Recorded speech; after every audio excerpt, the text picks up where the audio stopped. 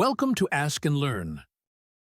In this problem, we have a roller coaster starting at a maximum height at rest, and it's going to go through two loops in our points B and C.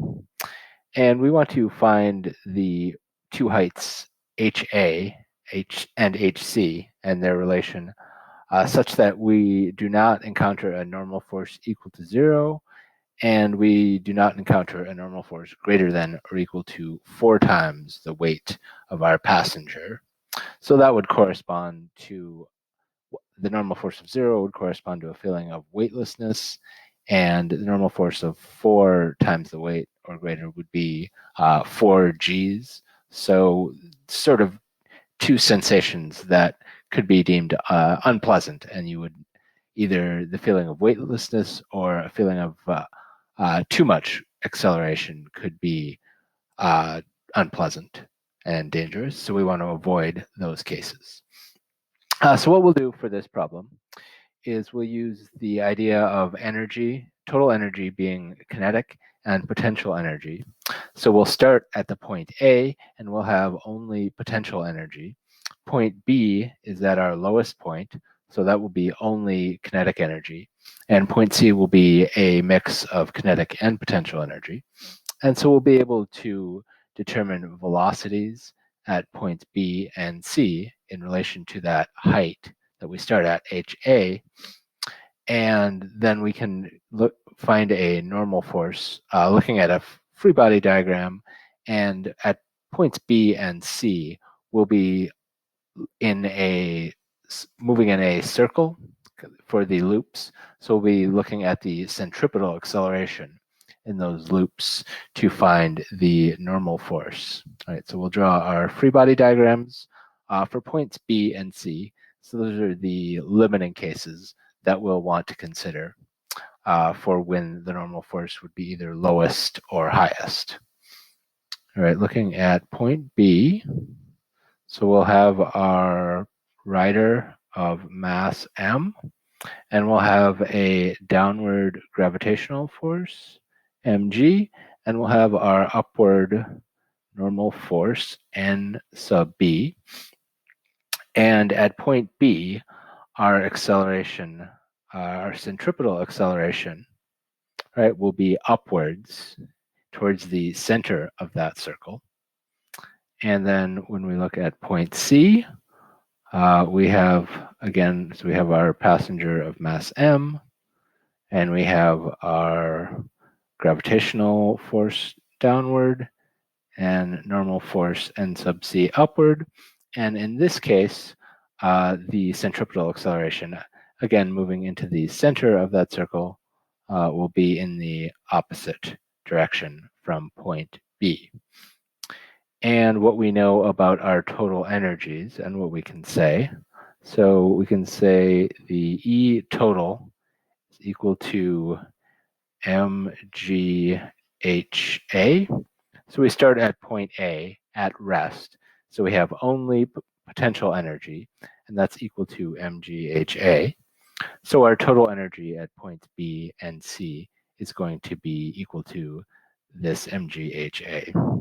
And so we'll say energy at B is equal to that mgha, and it's only kinetic energy, right?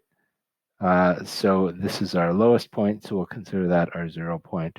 So we'll say that's our 1/2 m velocity at point B squared. And so with that, we can deduce what the velocity at point B will be, or we'll just write it. It will be easier to write it in terms of velocity squared. And so VB squared, it will be equal to 2g times that height HA. And same thing at point C.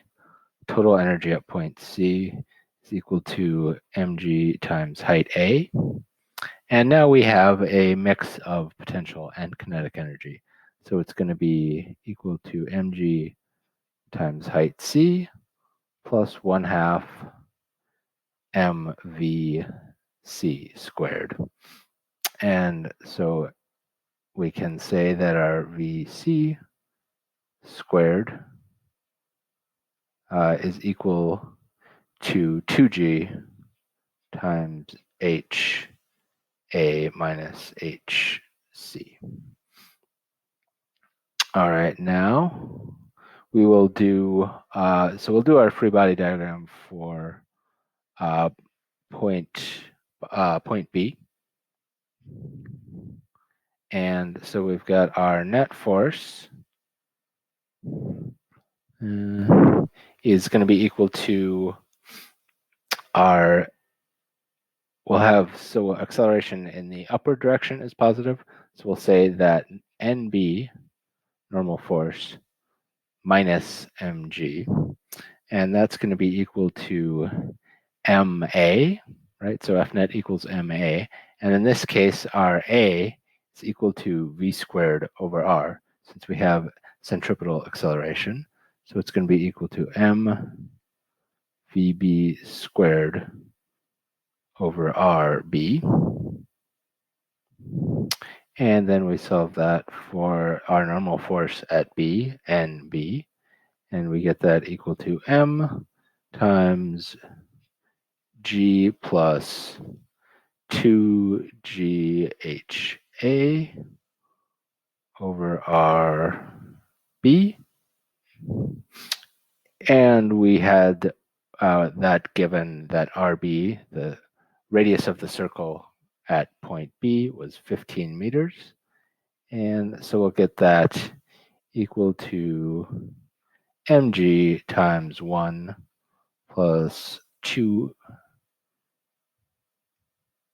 1 plus 2 HA over 15. And what we want here, so we want to look at the cases, so our two cases where the normal force is either 0 or greater than or equal to 4 mg. And our normal force at B, we can't be 0, right? Since even if that height A was 0, the normal force would still be equal to mg. So we don't have to worry about that case here. And let's check the other one for when NB is getting to 4 mg. So we want the normal force at B to be less than or equal to 4 mg. And so we have that normal force at B, mg 1 plus 2ha over 15, and we want that less than or equal to 4 mg.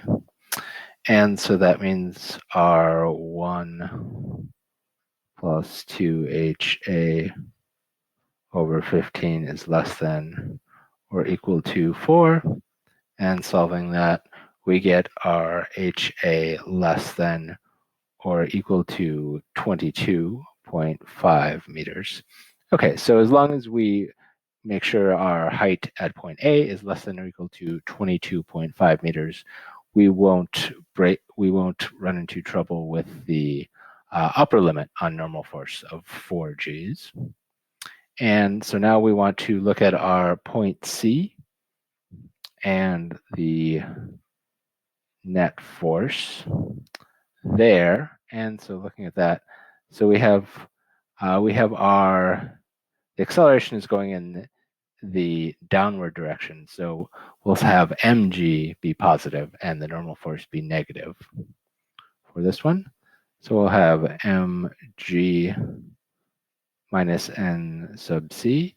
So again, equal to ma. And again, we're moving in a circle with centripetal acceleration. So our acceleration is equal to v squared over r. So it will be mvc squared over rc. And so we'll solve that for normal force at C. And we'll get that equal to an m times a g minus 2g and HA minus HC over RC. And then this is using that value for VC squared we found looking at the total energy. And then we can simplify that to mg and times 1 minus HA minus HC over 10, and using our value of RC equal to 20. Okay, so we've got an expression for our normal force at C. And since the height A is greater than or equal to height C, according to our problem, therefore our normal force, the upper limit for normal force C would be if HA and HC were equal, and then we could have a maximum of 1g. So we don't need to worry about the uppercase. So our normal force at C cannot equal to 4mg, but we want to check the case where our normal force at C is equal to 0, and we do not want it to be equal to 0. So we'll get that 1 minus HA minus HC over 10 equal to 0, and that's what we do not want. So HA minus HC should not be equal to 10, right? So we do not want our HC to be equal to HA